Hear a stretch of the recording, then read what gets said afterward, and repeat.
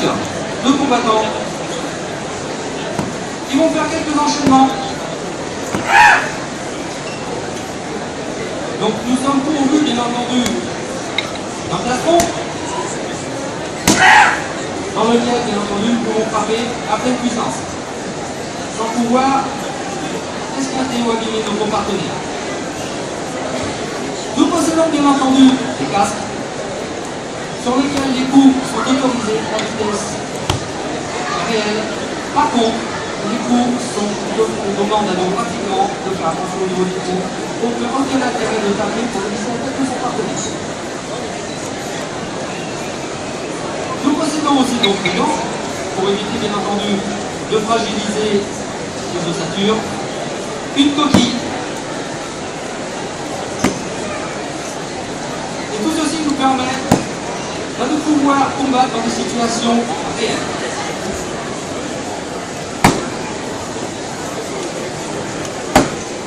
Donc cette armure, bien entendu, n'est pas sans rappeler celle du kendo, dont on sait évidemment tous les bienfaits pédagogiques qu'elle apporte.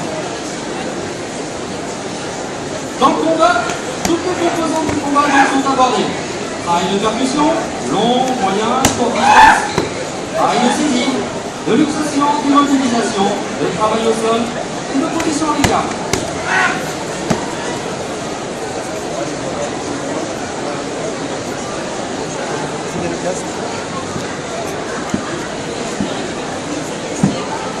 L'avantage du plastron, c'est que vous pouvez porter les coups sans que vos partenaires en subissent les conséquences et soient traumatisés. Bien entendu, les luxations, comme elles viennent d'être effectuées à l'instant même, sont pratiquées de façon réelle, mais avec une certaine modération pour éviter justement de se blesser.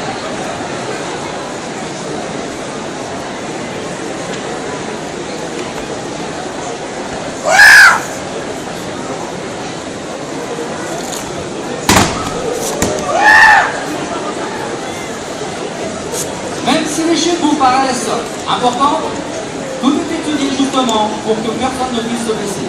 Comme je vous le disais précisément, les chutes sont étudiées par rapport à celles du judo, les luxations par rapport au jiu-jitsu, j'en passe et des meilleurs.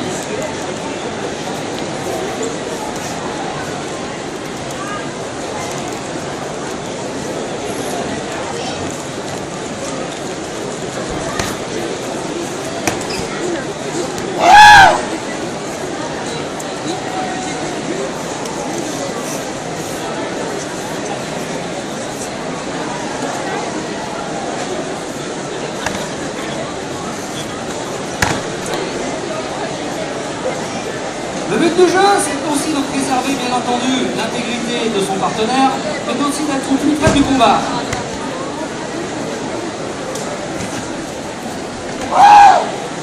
Toutes ces techniques ont été mises au point, bien entendu, par des grands maîtres japonais. Ces techniques, le Nippon Kempo, donc, est employé énormément dans les universités japonaises, dans la police japonaise, et aussi dans les forces spéciales.